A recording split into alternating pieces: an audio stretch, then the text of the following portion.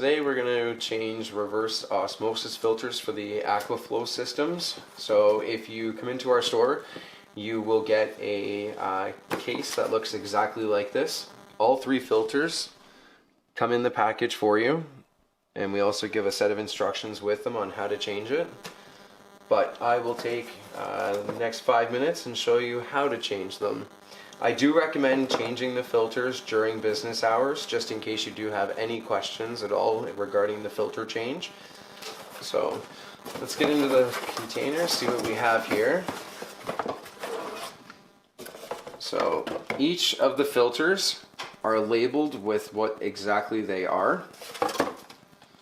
And so we'll get these open.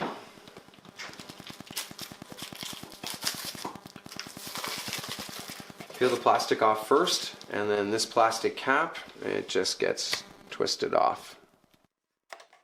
Do that again.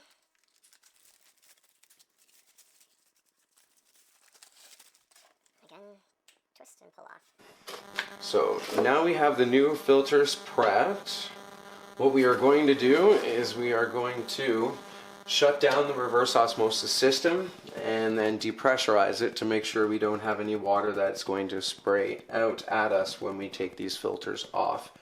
So first thing to do is to shut off the unit's feed line, which you'll find located underneath the sink, and it is coming from the kitchen cold. So this is the shut off here. So what we're going to do is turn the valve so it is shut. And the next one we turn is the one on top of the tank. And we turn it like that. So now the system is completely shut down. It has no way of making water or causing any extra water to fall out. And what we're going to do is depressurize the unit by opening the faucet on top of the kitchen sink. Just like so. Once you've done that, you are now able to start removing the filters and replacing. And the best piece of advice I can give is do the filters one at a time, so that way you know what filter goes in what position. So first off, we are going to change out the sediment filter, which is closest to us. In order to do that, you would turn to the left and it falls down in your hand. New filter would go on. So you want to have the wings facing exactly like that. We're going to go up inside of the unit and turn to the right. At that point, the filter is locked in position. It cannot come out. And then you move on to the next filter, which would be now the carbon filter, and right next door to it. Same thing, we turn to the left, remove. You can see a bit of water does fall out, and that's what we have the paper towel to the side here for. Grab a new carbon filter, and we repeat the same process. So the wings are facing outwards. We put it up inside and turn to the right in its locking position. The next one is your membrane. Now this unit does not get changed out anytime from, we would change this unit out anytime between 3 to 5 years, depending if there is a water softener located in the home and the reverse osmosis is being fed by soft water. If it is not being fed by soft water, you're looking at a period of about 3 years. When you do have the system being fed with soft water, you're able to get 5 years and could be more out of that particular membrane system. So in this particular filter change, we are not changing the membrane. We are going to skip right over to the last carbon filter. And this one, as you can see, it is a little tight to get in, but we can still turn it. It will drop down. This is the one that will have the most water that will come from it. And we'll pick up the new filter, put it in place, and turn to the right.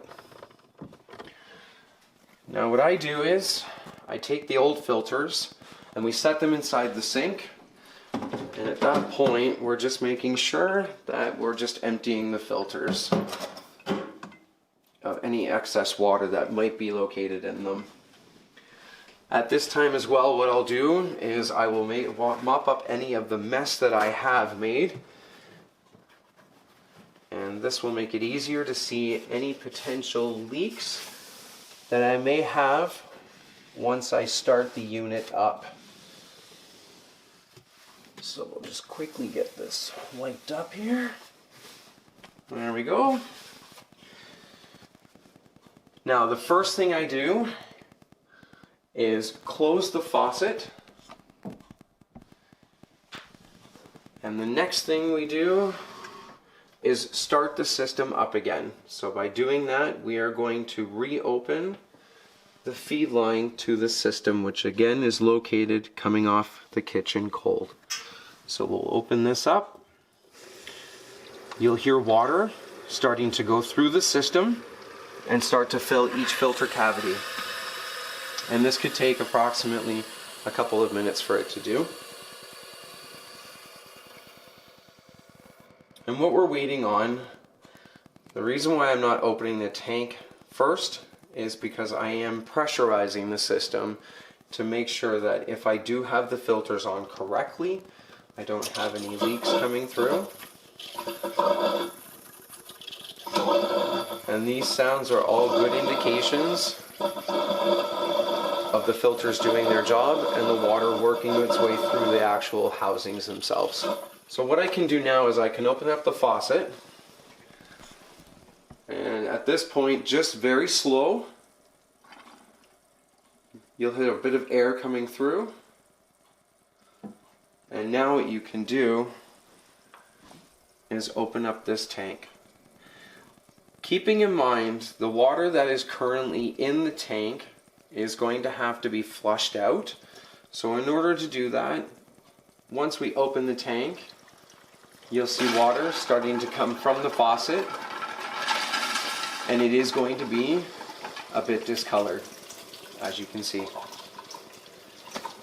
And what that discoloration is the carbon dust from the 2 carbon filters.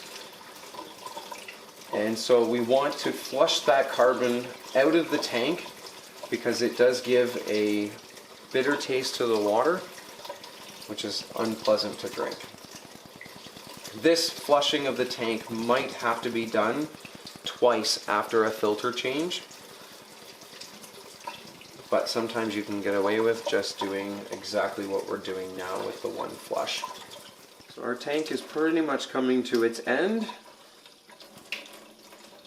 And at this point we can now go ahead and shut down the faucet. And now the system is going to continue to make water and then store it into the tank. And we're all set for another year.